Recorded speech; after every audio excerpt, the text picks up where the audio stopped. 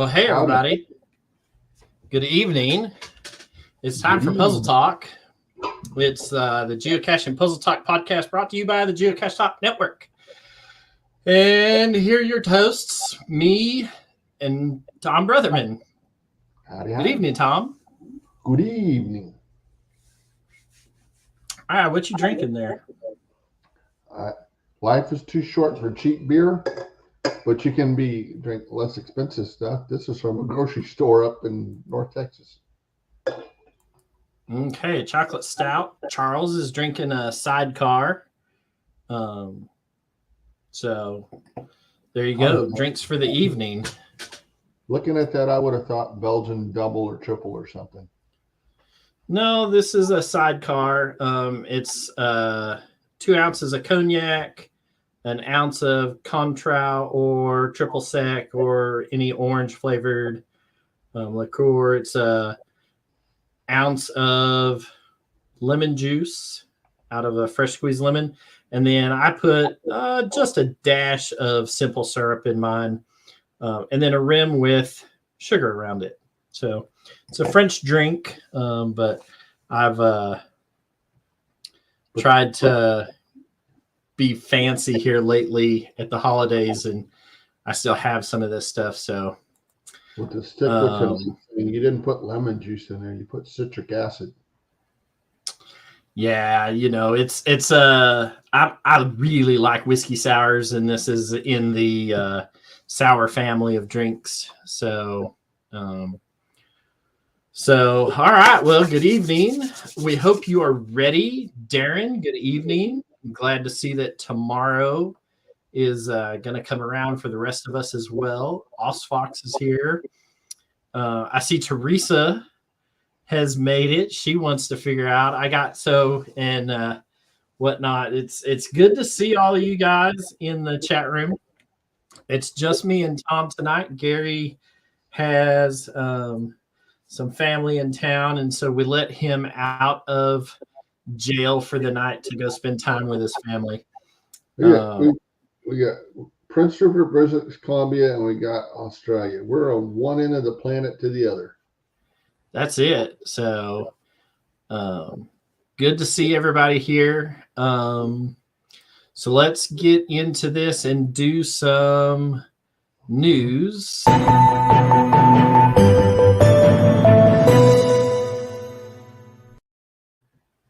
All right. So according to the show notes, it says show the vault promo. Here we go.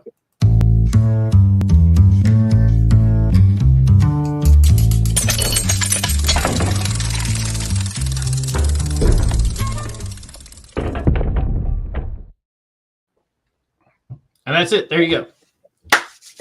And now you know just as much as we do.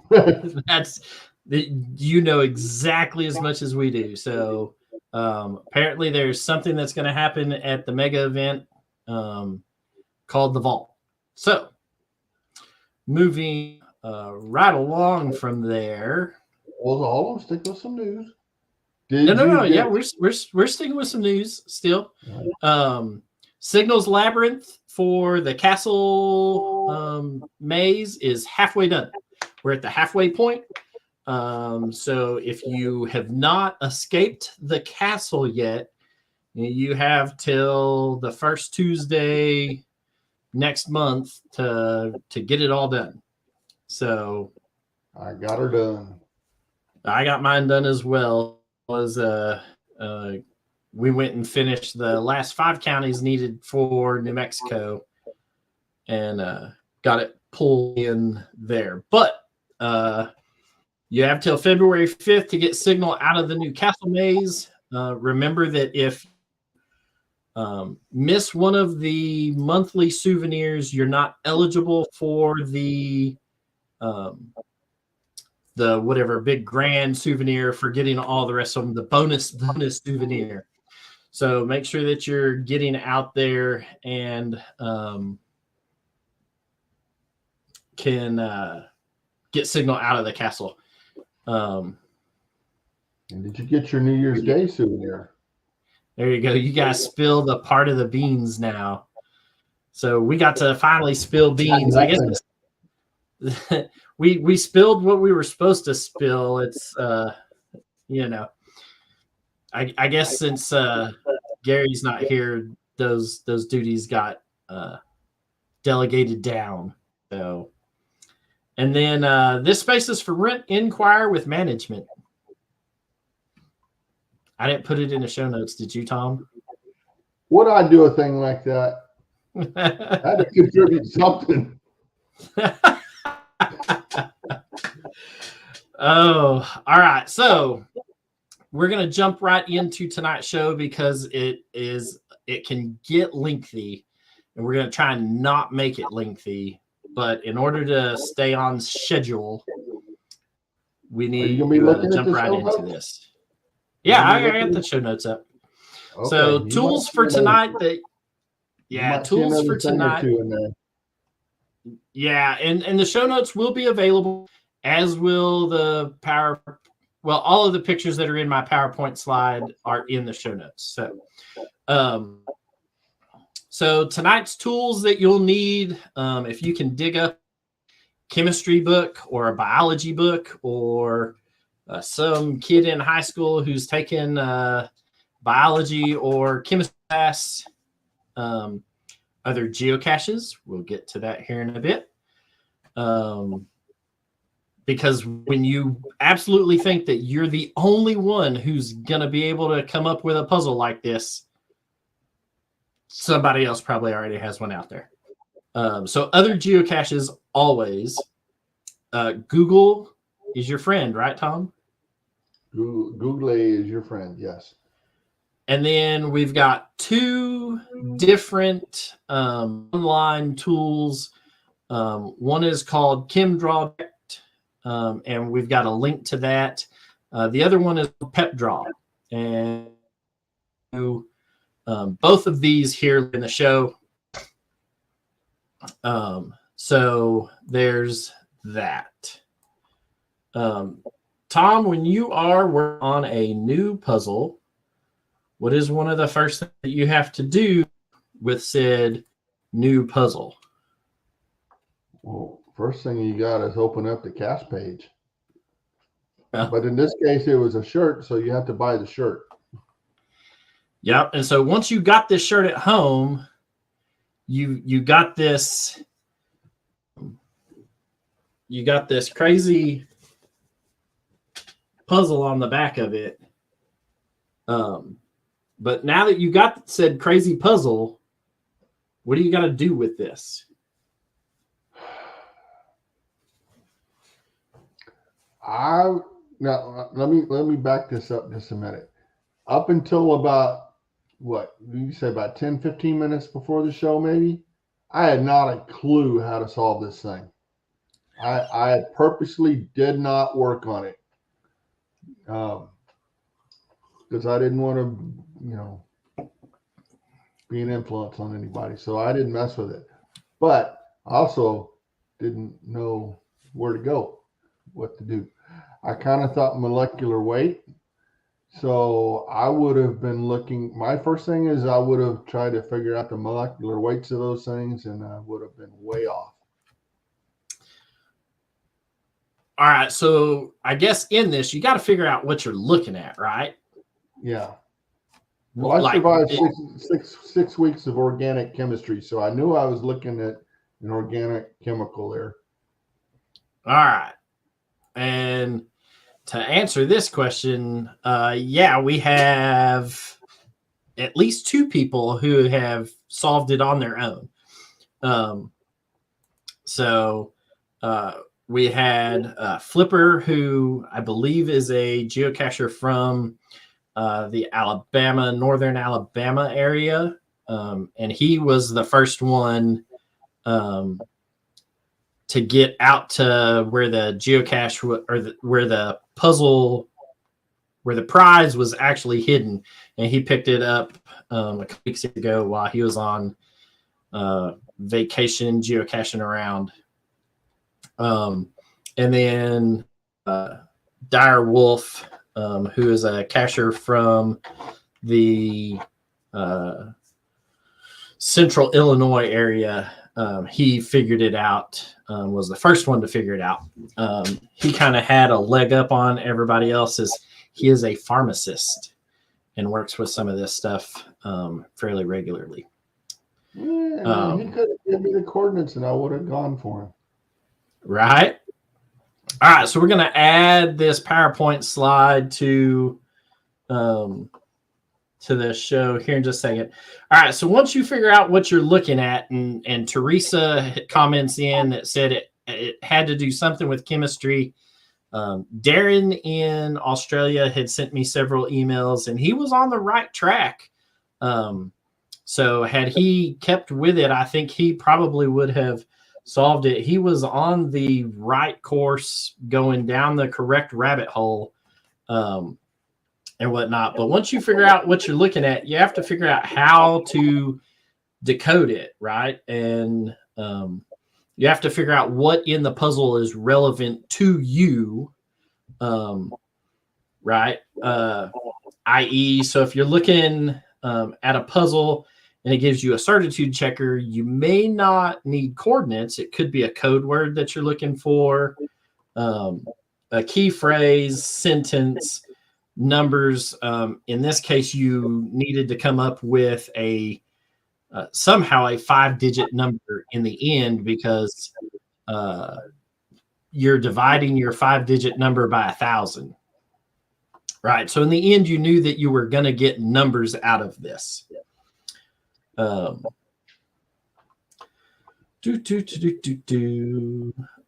were 2 hints given during the course of the puzzle being out. The first clue that was given out was kind of cryptic, but it was out there. And it was, what are proteins made of? Right. That was the first hint that we gave out during one of the shows, was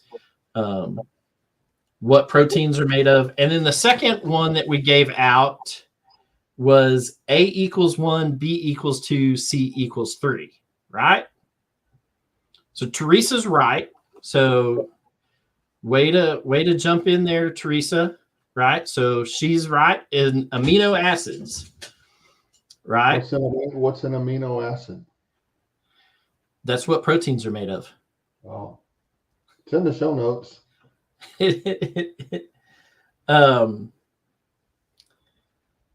So also in this, big shout out to UCI PhD. He is the person who created the geocache that I straight up plagiarized this off of. It's actually a puzzle cache that pre-exists in the greater Boulder area. We've got the GC code in the show notes, and we'll pull it up at the very end. I contacted him and said, hey, I solved your puzzle in 2013. I want to make a shirt based off of this puzzle. Do you mind? And eventually we're going to show people how to solve it. And so people will know how to solve his difficulty 4 puzzle cache that's in the North Denver area, northern Colorado I-25 area. So we'll show his geocache here later in the show. So let's start with this puzzle. And the first thing that you have to do is have availability of the puzzle. We did eventually put the puzzle out to the public, but we're going to look at a couple of things now. Tom, when you're looking at this, I'm still scratching my head. You said he rated us a 4? Yeah, I think it's a 4, maybe a 4.5. He must hang around some really smart people then. Well, his geocaching name says PhD, so I'm willing. I think he's a University of California at Irvine PhD. He lives he lives up in the Boston, Massachusetts area, and I believe works at that prestigious university in Boston up there. So Alex, thank you for letting us use this and allowing us to go forward with this. So this right here, what I got a PhD. Oh yeah? Yeah. Isn't that just a post hole digger? For us it is, yes. Okay. For us it is. All right. So the fun part about this is that these two images on the screen are the exact same chemical structure, even though they don't look the same. When you look at it, you've got these funny dashed lines down here in these areas. And in the image in the top, you have these solid images. And then whatever this thing is at the end, up here at the top, does not look the same as whatever this thing is down here. So these are examples of the exact same chemical structure. One of these at the bottom is drawn with PepDraw, which is what I chose to use for creating our puzzle. The one on the top is the other one that is in the show notes, that is ChemDraw. I could not get ChemDraw to duplicate the puzzle that I wanted.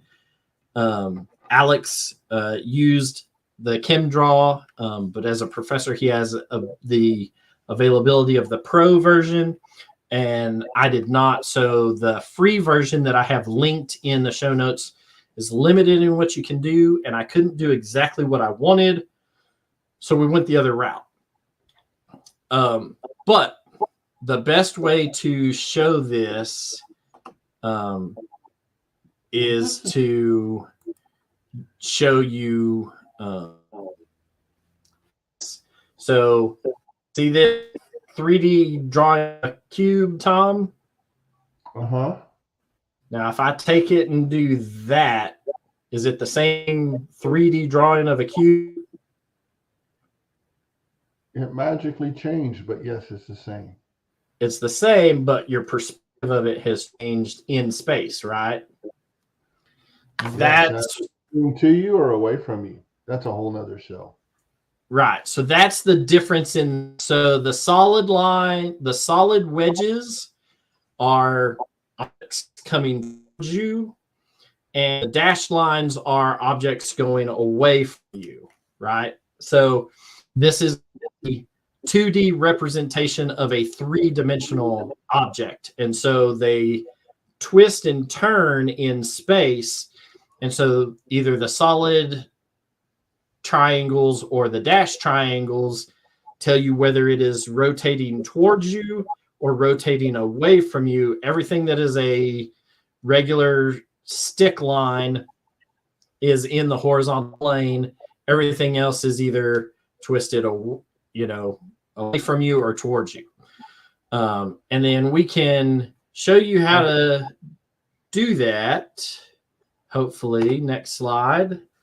So if we rotated, some of my organic chemistry is coming back to me. I never got into the the dash lines you got and the other, but just from what I remember, this stuff, right? Where everywhere, what you're not showing, what this doesn't show is the carbons, because this is organic chemical. So everywhere there's lines going together, whatever, there's a carbon there. Yeah. And where it's single line, it's single bond, and where it's double line, just double bond. And right. So all of the carbon, they don't show any of the C's in this, because if they did, this thing would just be littered with carbons, little C's everywhere throughout it. So there is some that you are expected to just know. You don't have to know it. And we'll get to that at the very end when I show you how to decode this once you figure out what builder I used. But it's a pretty easy thing to get to. So this just shows you that as you rotate, those lines will change and whatnot. So they are the exact same structure. They're just one is rotated 180 degrees from the other. And if you rotate the bottom one, match the top one, it looks like that. Okay. So this is where some of this comes into play with the dashed and dotted lines. You have an amino acid. When you have a bunch of amino acids put into a chain, you get a peptide, which we have, right? We have two polypeptide strings. And then when you take your peptide string and then turn it and manipulate it and bend it in a certain way, then you end up with a protein string, a protein at the end. So what we're dealing with in our puzzle is this middle portion that is a peptide, right? Not a low tide or a high tide, but a peptide. That's right, a peptide. So a group of amino acids in order is a peptide. Peptides turned into a specific shape make a protein. So what are proteins made of? They're made of amino acids. The amino acids are put together in a chain, make a peptide. That chain turned in a specific direction makes a specific protein. So you can do proteins that are made out of the exact same structure from one end to the other, but if bent and changed in different directions, they make proteins in the end.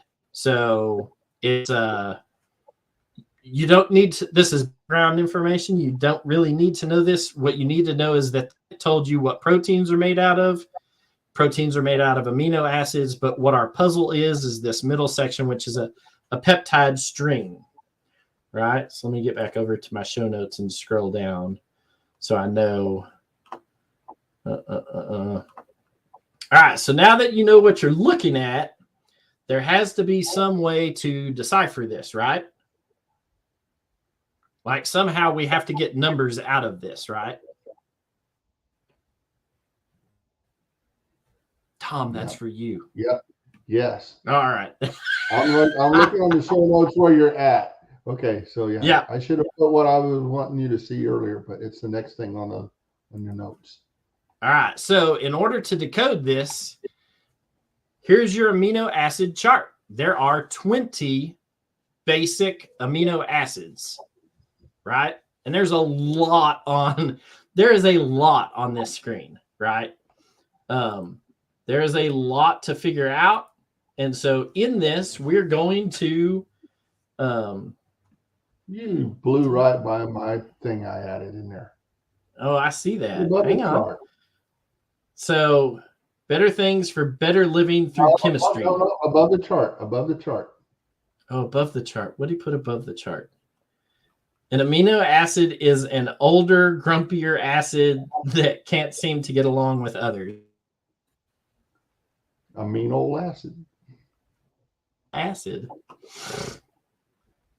All right. So there's a lot of information on this that you.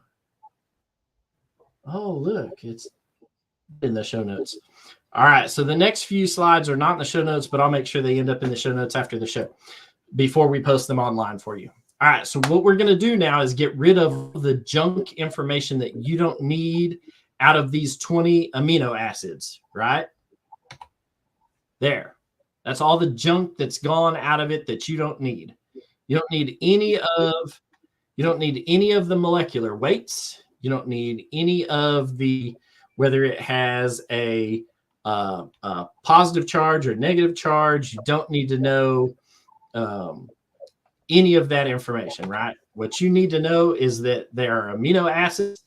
And when you look even closer, remember, Tom, what was the second hint that we gave you? A is 1, B is 2. Keep right on going down that list. So D, E, H, K, R, right? Yeah.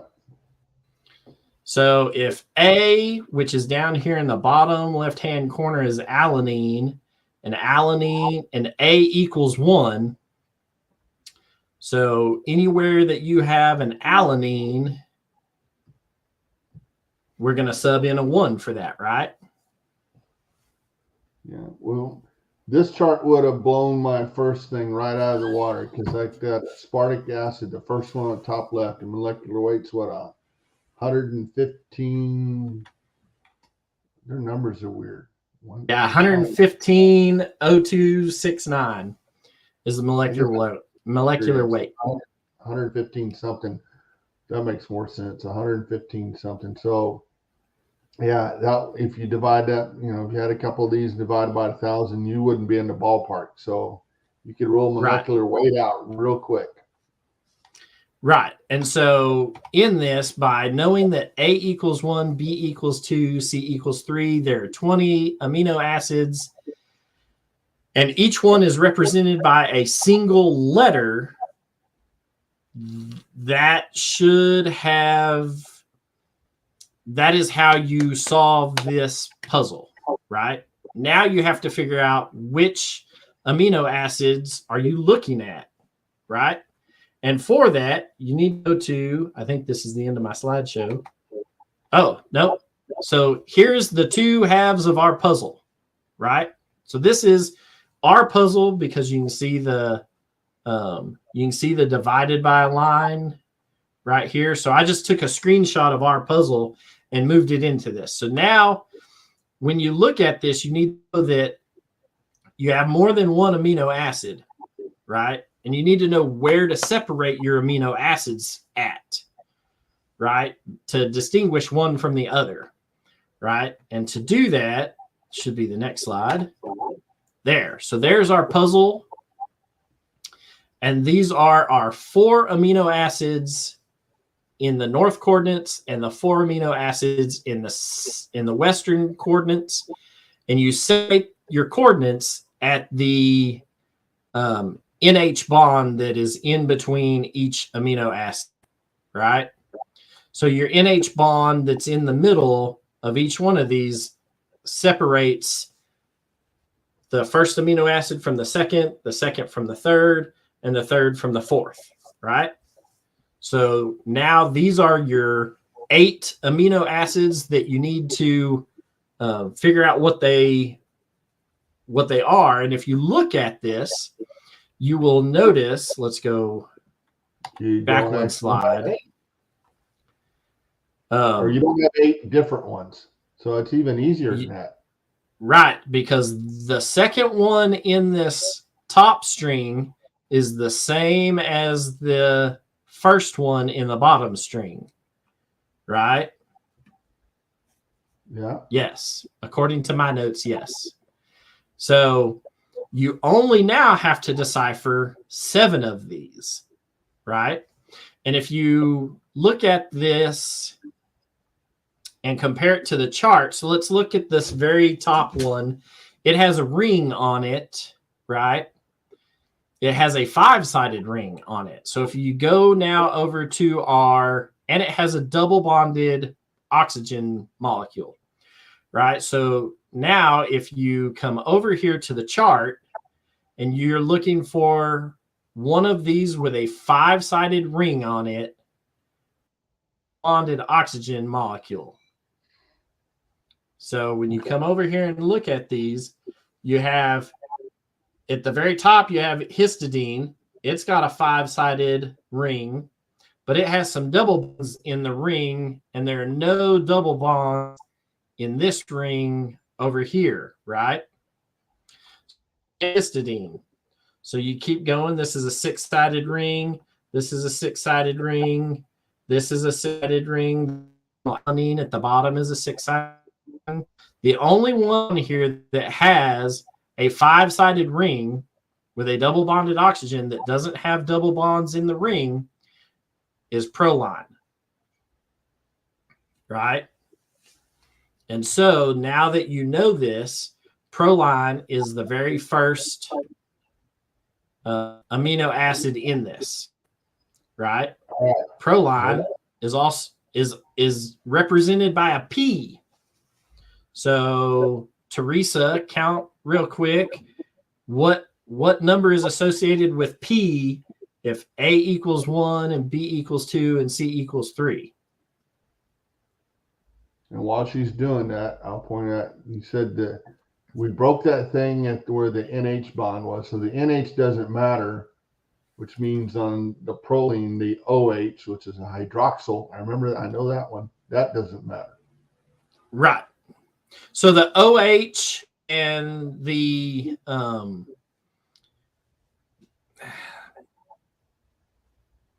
don't know what NH is. NH3 is so, NH by itself. I don't know.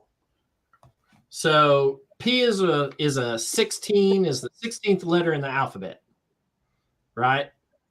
So your first number here is going to be a 16. You come down here and look at the, where's my mouse? At the second amino acid in the north string, right? It's going to have 2 double bonded oxygens in it. And so when you start coming through and looking for double bonded oxygens, aspartic acid, glutamatic acid has 2, asparagine has 2, and then glutamine down here in the bottom has 2, right? And so you need one that has a double bonded oxygen next to another oxygen molecule. So when you come down here and start looking, this one has a HO, so it's not going to be. Which one is this? I got to try and find it on my chart.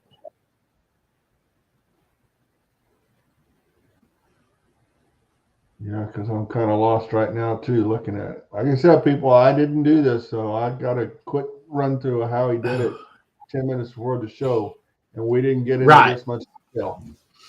So if you go to Google search and do a Google search for amino acid draw, right, or peptide draw or protein draw, you'll come up with the very first one that you'll come to is called PepDraw, right? And so let me clear this out, and I will show y'all. This is the drawer that I used, and I'll show you an easy way to do this if by looking at this you're struggling. But we'll roll through this for just a second longer because this will make sense to you. If you can't figure out what this middle one is, right?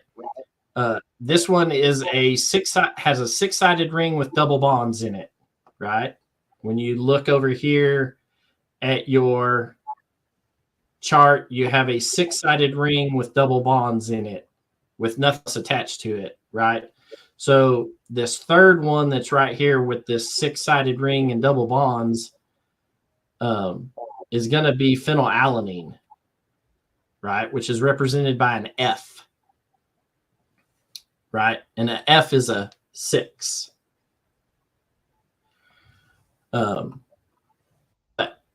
you can make it through most of this and go through it, or if you knew what you were looking for was something.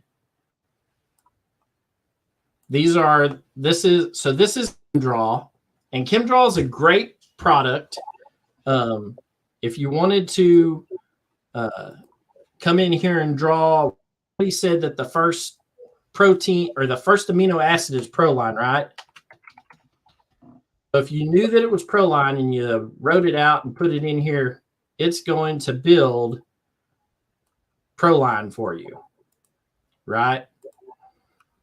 And there is your proline. The hard part about not having the pro version of this is that this program, without having the pro version, isn't going to string them together the way that PepDraw does with it in free.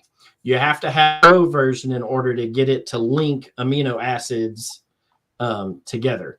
The other thing that this one does is it does have amino acids, and when you click on Let's find where's Proline. Is this one? Oh, did it not? Let's see if we can get it to. Oh, it's not going to draw one of them. Oh, there it is. So when you sit here and look at this now, this will now put all of the carbon atoms in there, right? So now there's all of your C's that you didn't have. But what this won't do now is turn this into a structure like this. It just boxes it out. So though ChemDraw, the Pro version, is really good, it's expensive and doesn't do for us what we need. So I use PepDraw. And if you look at this, PepDraw not only gives you, if you hover over it, it'll tell you what the amino acid's name is. So it tells you that it's alanine, right, or alanine. Gives you its abbreviation, ALA, but it also gives you the letter that it is assigned, right? So for this, Proline is associated with P. And phenylalanine, which starts with a P, is assigned the F, right? So this is a good way to do this. And if you didn't know anything and stumbled upon across this PepDraw, you could sit there and say, well, we want to look at what is an A. There is no B, right? So if you need a 2, you got to go another route. But you can go A, C, D, E, F, G, H, I. That's A, 1, 2, 3, 4, 5, 6, 7, 8. Okay, so that's 1 through 9, right? That's 1, 3, 4, 5, 6, 7, 8, 9. So that's 1 through 9 in the alphabet if A equals 1, B equals 2, C equals 3, right? And if you draw the peptide and scroll down here and look at this, right, remember that at your NH bonds is where you separate your molecules from, right? So let's see if we can do this. If you sit there and look at this,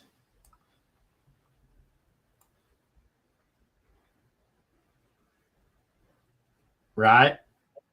If you sit here and look at this one right here, that's the same as this one right here, and the same as this one in the first. So if you can sit here and look at this and say, all right, well, this is the 1, 2, 3, 4th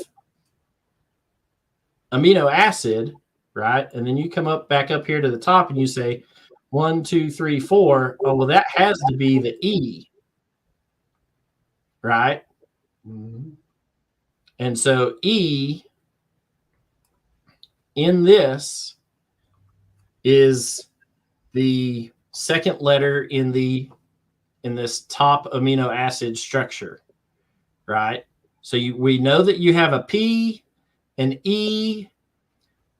If you look at this next one, we already know that from the previous slide, but if you just looked at this now, this is the F. Yeah. This third one is F. And if you kept going one more, let's see if it shows us this right here. The very last one is the same as the very last one here. And if you come up and look at what was the last letter we put into the drawer, was an I. So now for the top structure, you have a proline, a glutamate, a phenylalanine, and an isoleucine, which is PEFI. And if you convert PEFI to numbers, you get 16569. Well, draw it up in there. Show them it looks the same. Okay. So PEFI. Let's come over here and draw our peptide. Let's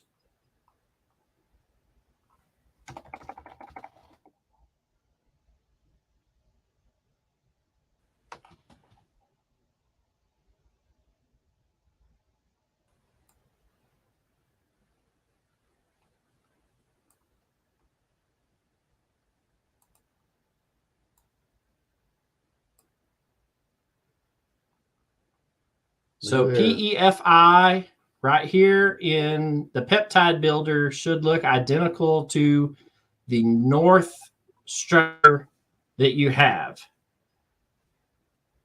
right? Should look identical to it. So if you take 16569 and divide it by 1,000, you end up with 16 and some change. 16 point whatever. Right. So 16.569, because you just moved the decimal place over 3 spaces, right? All right. So now that we have the north coordinates figured out, let's come in here and look at the western coordinates. We already know that in looking at this, that the very first structure is the same as the second. The first amino acid in the west coordinates is the same amino acid that is in the second position on the north coordinates. So you already know that that is going to be an E,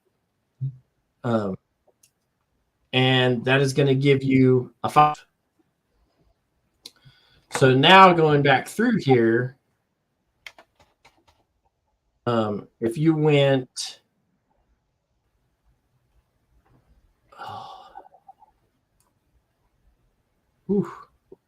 I needed this. All right, so if we went in our structure builder and we said A, calm down with me.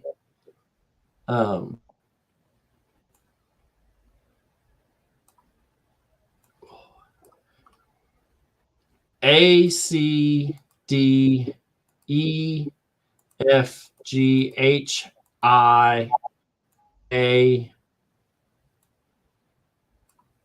and L, right? And we came over here and told it to draw our peptide. We're trying to find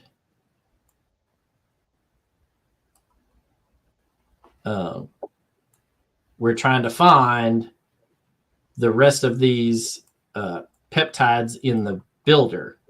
So in this, you have this. We're going to ignore this second peptide that's here for a second, right here, because this one kind of will throw you off, not with it at the end, like this. So we want to focus on this third peptide, and this third peptide has the 5-sided ring with the double bonds in it, right? And if you come over here and look at, you have a 5-sided ring with a double bond in it, and you figure out which one this is by counting your NHs. So this is 1, 2, 3, 4, 5, 6, 7. So this is your 7th letter up here in your alphabet. And you come up here and you go 1, 2, 3, 4, 5, 6, 7 is an H. So you have an E, a something, a H. And then if you look at this, you have at the last one, you come down here and scroll all the way up. This last one is an L. That's it. Right? That's the last letter that we put up, and this structure matches this one over here. Right?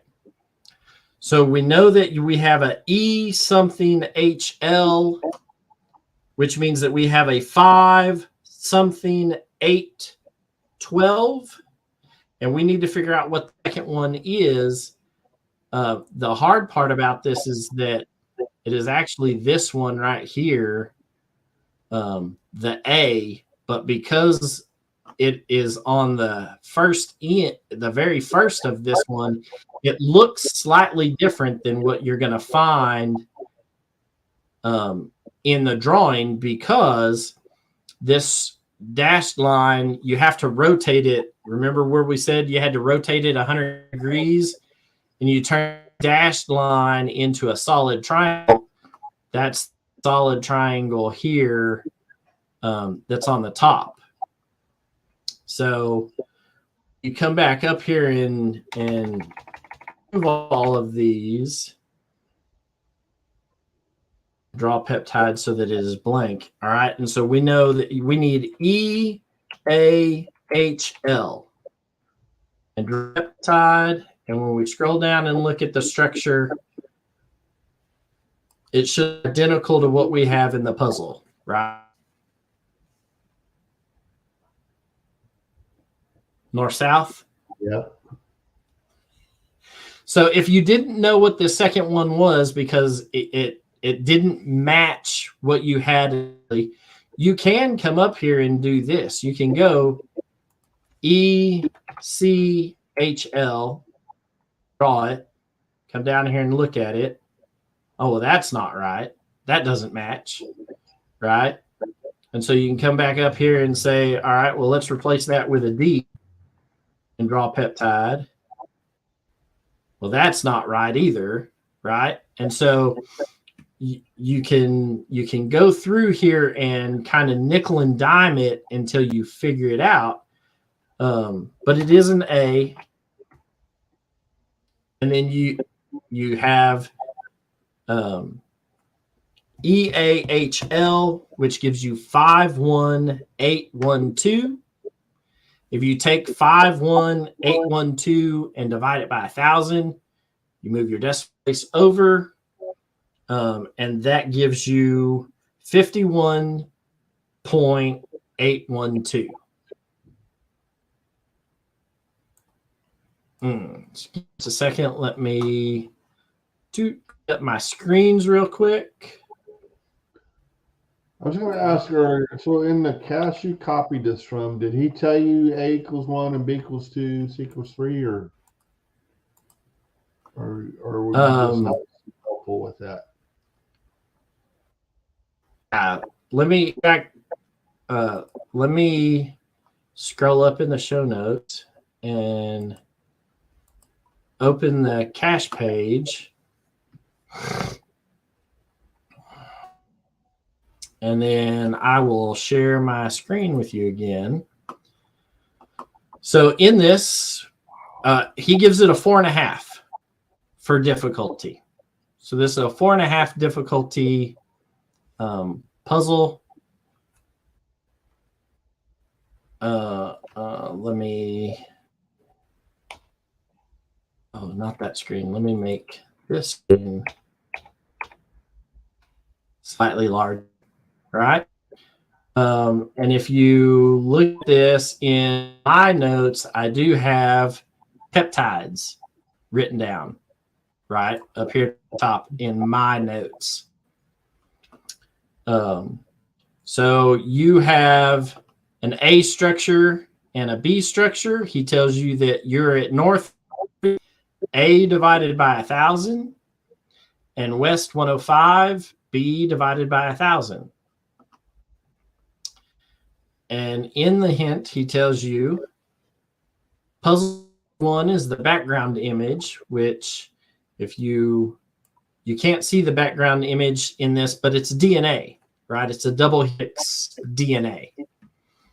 And then puzzle hint number 2, and also a clue to the hide, is, do we have to decrypt it? The A helix, spelled backwards, right?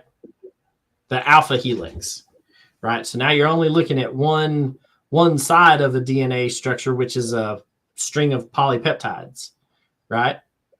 And then puzzle hint number 3, and it's spelled backwards, but it's what teens are made of, right? These hints sound familiar? Yeah, proteins they're And made then- of teams that got drafted after college. That's right. And then he does give you C equals 3, D equals 4, etc. Right? Okay. So I gave the minus the background image that I didn't have for a puzzle on our T-shirt, and the alpha helix, which when I solved this, that didn't make any sense to me. I still didn't. Once I solved it, I was like, I still don't understand what the alpha helix has to do with anything. But the two hints that he does give you, what protein data helped me, and C equals 3, D equals 4, I gave those same hints to our users and listeners. So Did that means, you found this one, all right? yeah, I found that one. So I wondered, it says it's a hint to the hide too. Is it on a spiral staircase? It is on a spiral staircase. That's what the alpha helix part's for. It's on a spiral staircase.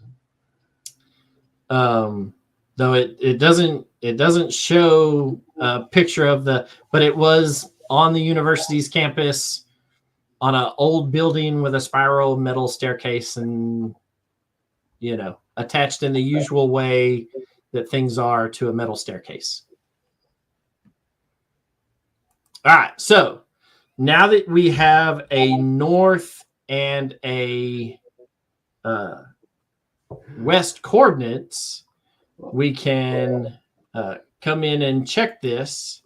And if you look at north 36, 16.569, because those are our north coordinates that we got, and west 102, 51.812, that puts you right here. And this is between Dalhart and Texline in the far north west part of the Texas Panhandle. So there's Oklahoma, this is New Mexico, this is Colorado, this is Kansas, and this is Texas. So if you scroll in here, it's between nowhere and next to nowhere. That's exactly right. If you scroll in here and whatnot and look at this, it puts you on the satellite map right on the outside of whatever this building is with the collapsed roof. This building used to be a gymnasium. It used to be a basketball court and whatnot. So there is the foundation back here for another building, whatever this was. Whether that be it was locker room or showers or whatnot. But this is a gymnasium, and when you look at it looks just like this from the road. It's just a brick building out here in the middle of nowhere. And it looks pretty good from that distance. It does. When you start scrolling in and looking at this, you notice that there's daylight right up in here, and you can tell that the roof has collapsed in on this building. Right? So the other thing that I wanted to show you guys was I know not all of you have Instagram who watch the show, but if you do have Instagram, you can check out the Puzzle Talk podcast. I did share these images, which are of this windowsill. And if you notice in this windowsill, there's it's hard to show you because when you try to touch it, it gives you this little square. But in the middle of these yellow bricks, this is a double bricked wall. And in the middle, it has these little yellow spacer bricks with spaces above and below each one. So you can see there's a hole in here and a hole in here and a couple of yellow bricks in the middle. And I shared on our Puzzle Talk podcast Instagram page these pictures. So here's the puzzle. that's where you end up, right? 16569 and 51812. So those are the coordinates from when I took coordinates from this. I am the blue dot standing there. And so those are the coordinates I got when I was standing at ground zero hiding this cache or hiding the prize. So this is what it looked like when I was there. You can see there are, you can see straight through the roof in some of these images. But if you focus over here on this window seal right here, right? So these are those yellow bricks that I was talking about that are in the middle. And it's hard to tell, but if you see right up here, there is, you see that right there? I graffitied the building. Oh. I did. Right up here next to where yellow brick is, I did put the little G with a cross in it, showing you that this is, if you were close enough to see this, you knew that you were in the right spot. And X down here on this brick, X marks the spot. So when you come back out and look at this, X is right here, and the G that you're looking for is right up here next to this yellow.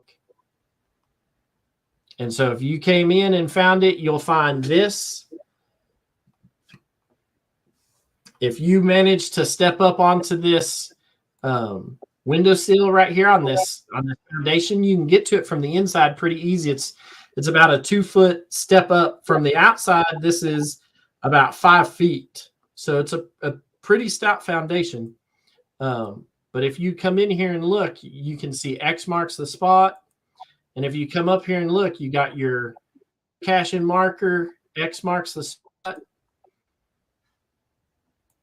And if you pulled that out, that's where I had the container hidden in one of those holes in the brick. So both of the little brick pieces that I put in place here were still there when Flipper found it. Though he did say that the X was not shown. The X wasn't. So I must have, when I stopped by on one of my numerous trips through from Colorado down to Texas, I must have stopped and pulled the brick out. And then when I put it in, put the X facing the other direction, right? One of the other 3 directions. So he said, I didn't see the X on the brick, but everything else was there. All right. And so that's what it was. And inside here, we do one of our Puzzle Talk coins. We did have one of my trackable tags. One of these was in the cache and whatnot. So this is a good difficulty 4 puzzle that you can turn and put out there. And then here is, oh, no, not that. I didn't want to do that. Wanted to look at this.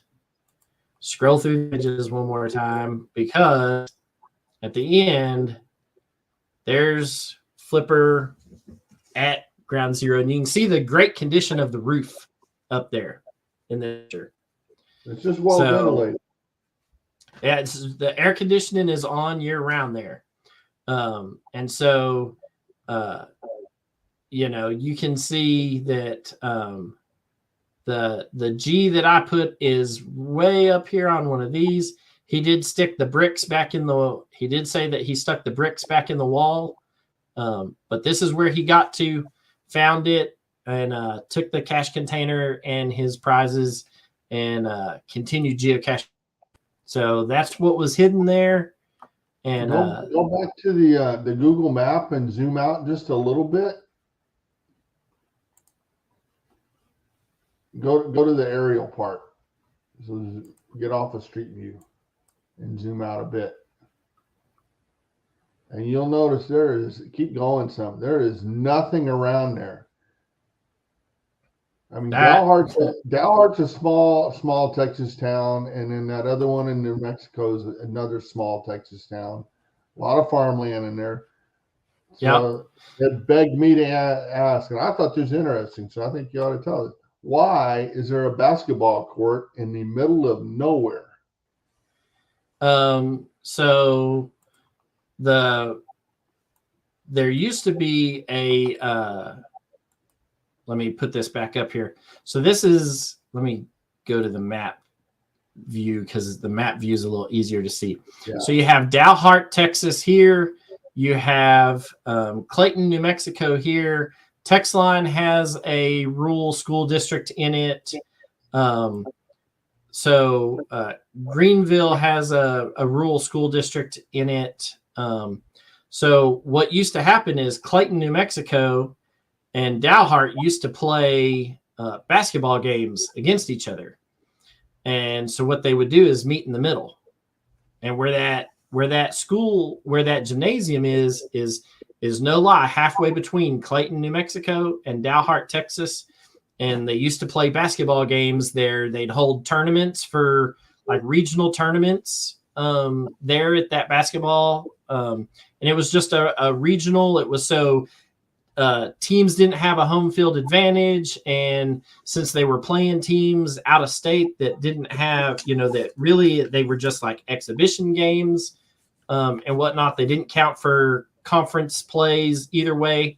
That was a school halfway between the middle, and it was neutral ground, so to say. But they used to host a bunch of basketball tournaments out there for the rural school districts that were up in the area. And it was a facility that they could come to and use. And by looking at the floor inside it, it was it was a really nice building and facility at one point in time.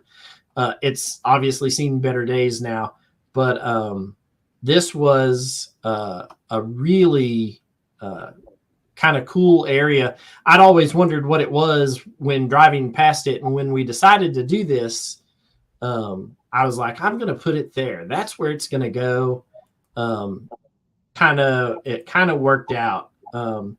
Let me pull this geocaching map up and show you guys, because I know that there were other cachers who asked me about it, and I had told Teresa about it, that there were no geocaches within within a good stretch of where this thing was at.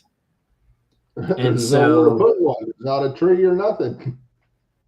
Yeah. And so let me add this back to the stream here. So our geocache, our placement was right there at the tip of the finger. There's nothing out there. There wasn't a cache for 12 miles or more. 15, I think it was 15. But anyhow, the closest geocache to it ended up being this broken down place, but because of where it's at. But that was almost 16 miles straight shot. And so I know when Teresa had messaged me and I said, there's not a geocache. You're not going to, somebody's not going to stumble onto this by accident, randomly looking under the wrong lamp skirt in a Walmart parking lot. Right. This thing was out there, and there's nothing out there. There used to be a cache right here at the Texas state line in Texline. It has since on its way of the archive.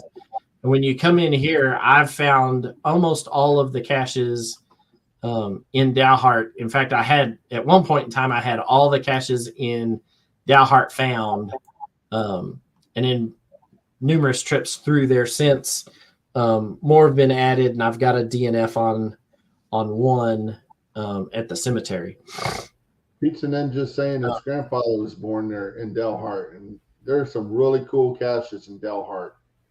There are some amazing geocaches in Dalhart. This one, the Crystal Clear, if you look at 352 favorite points, if you look at this one, what 1,000, 2,000 at the most live there? Yeah, if this town has more than 1,000 people in it, I'll this one has 45. Let's see, the volunteer fire department has 337. That one was really cool.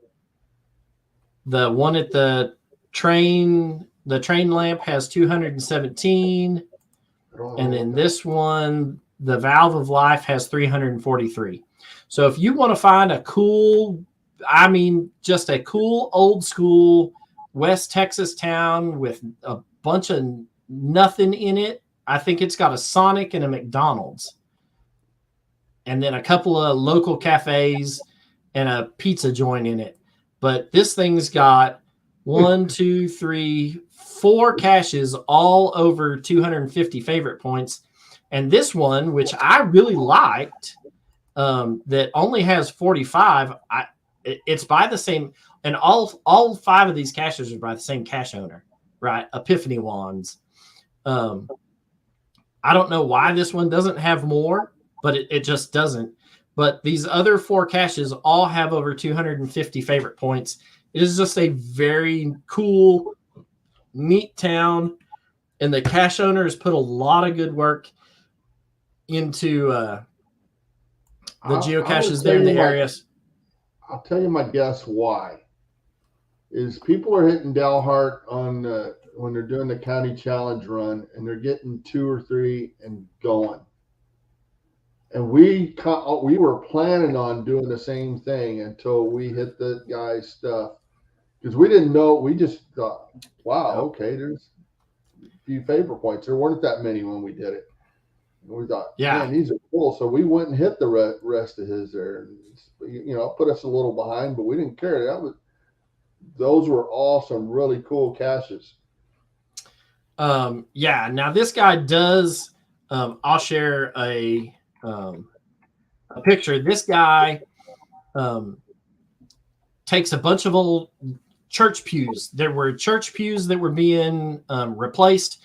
They were throwing them out of an old church up there, and he got his caching name because he's a woodworker, and he'd take parts of those church pews and turn them into Harry Potter style wands. And he'd roll them up in this old parchment and write this, a poem or something for each one of these hand-turned wands that he created out of old church pews. And he rolled it up in a paper, and this is the one that I got and I had no idea. We came rolling through town, and I said, hey, this one's got like 90 favorite points on it. Let's roll over there and look at it.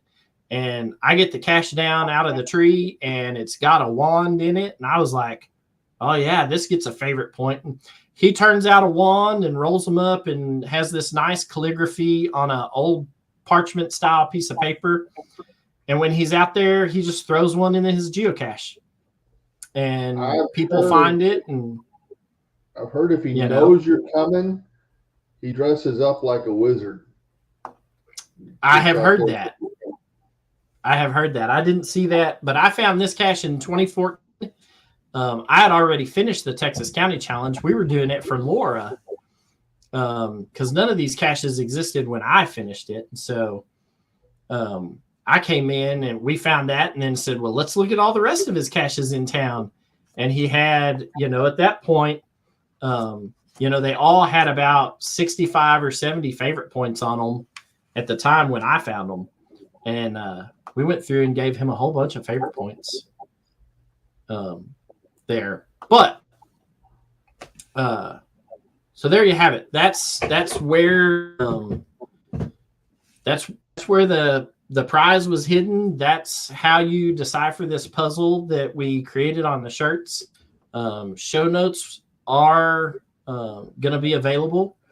The photos are on the Instagram page as well as the solution to the puzzle. So the coordinates are there as well. So if you guys, want to go in and create a puzzle like this, I've given you all the tools and resources.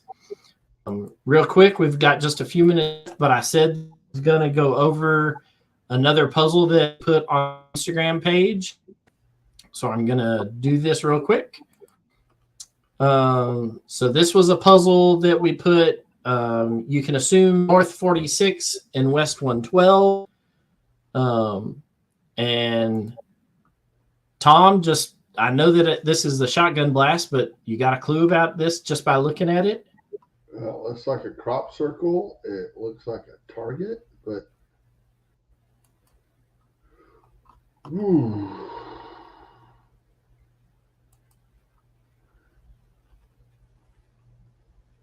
When you did the first one with just the lines down, semaphore kind of popped in my head. Okay. Other than that, so okay, I 1, 2, 3, 4 sound ring. 1, 2, 3, 4, 5 rings and a donut hole in the middle.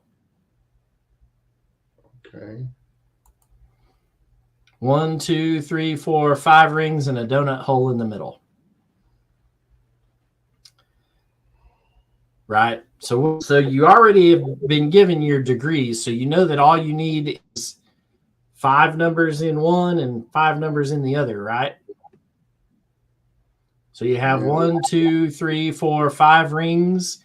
The donut hole in the middle doesn't count for anything. Right? So you have your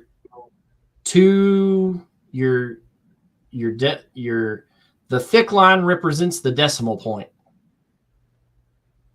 Okay. So you have XX decimal point XXX, right? Okay. And so in each one of these rings, this is, how do you say it? Gillifreyan. Yeah. But this is numbers in Gillifreyan and not letters or words in Gillifreyan. So in Gillifreyan, if the number is a 0, then it is a ring with nothing in it. So you have 0, 0, dot, 0, 2, 2. Right? Each line inside these represents 1. So the lines represent 1. And on the second image, the circles represent the number 5. So now on the outside, you have one line here and one line here. So you have a 2, then you have a circle and a line. So what is a circle and a line? 6. 6. And then if you come in here, you have a circle. The thick line represents your decimal point, right? Then you have a circle with 1, 2 lines. So that's a 7, right? And then the next ring in, you have a circle with a line and a line, which is another 7. And then the inner ring with just a circle in it is a 5. So you have 2, 6, 7, 2, 6 dot 7, 7, 5.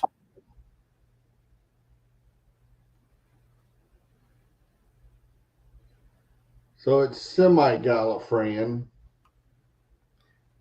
It's the numbers in Gillifreyan. So numbers have their letters and words make up those funny. Let's see if we can pull up. They're all connected, so I'm a big Doctor Who fan. So, but when I see those Gallifreyan puzzles, I go on to Reddit and I just dump a thing on there and turn people loose. All right, what does this thing say? Because I found a thing to build the stuff. I haven't found something to decode them. And there's nothing built to decode them. So if you build them, you have to know what it says so that you can undecode it, right? So this, for those who don't know, this is a word in Gillifreyan. And so in Gillifreyan, you start at the bottom and read them counterclockwise from the outside to the inside, right? Like that. So it makes a spiral from the outside to the inside, starting at the bottom and going counterclockwise. I didn't make the rules. I just know them. But in this, none have their own separate ring system. And so they're little different. And like Darren said here, it's 2 circles and then 3 circles, minutes and decimals. Right, your minutes and then your decimal minutes. And in that, if you have a line through your donut in the middle, that makes it a negative number. So whereas you can be, instead of south, you can make this where it's minus, 47. You can do decimal degrees, right? So minus 47 dot and then a string. You could make that in this system like this. If you change the coordinate form from degrees decimal minutes to just decimal degrees. So watch the Instagram podcast, the Instagram page for our podcast, and then we may try and do some more of these just to give you an idea for those who follow the Instagram page. So, okay. We should have put in the news. Isn't there a souvenir for hiding? You hide a cash this year, you get a souvenir. Yeah, same as last year. If you hit a cache last year, you got a souvenir. This time they included hosting an event. So if you host an event this year, you will get a hider souvenir. That was not the case with last year's, because I hosted 2 events and didn't get it, and then kind of got peeved about it, and then went and hit a bonus cache for an adventure lab and got the souvenir. So and Groundspeak just came out with all of the souvenirs for the year. It gives you the dates for CETO season 1 and 2. And what other souvenirs are being offered this year. So if you haven't found it, you can check out any of Groundspeak's social media. They have it, or you can check the blog form. They have it. And if you get the emails from Groundspeak, check your email. It's in there. So, okay. Pep draw, polypeptide strings. That is how you solve the shirt puzzle. If you turn around and follow what Alex did before me and what I did with our shirt puzzle, I'd be tickled pink if you hid one of these and gave it a difficulty 4.5, and then sent me a link to it just, once you get it published. So Teresa, if you work on one out there in West Texas, in y'all's neck of the woods, and Darren, if you get one and decide to get published, or if anybody does, I'm just going to set vacation plans around going to find these geocaches. So send me once you get it published. We'll be tickled pink and go from there. So. Well, that's cool, because I'm definitely going to hide one. Yeah, it's a fun little deal. So, all right. I guess we'll get out of here. Everybody have a good night, and stay tuned to the Plain Old Sunday show coming up. Maybe they'll have more on this vault promo that's coming up. We'll all we had no beans to spill. Yeah, more than what there's nothing to spill. That's more than the play button they told me to push. I know nothing. So, all right, y'all have a good night. We'll see y'all next month. If there's something you want us to cover, send it to us. We'll go over it. That's right. Next show for us is going to be Tuesday, the 7th of February. And until then, guys, get out there, get geocaching. Good night, everybody. Good night.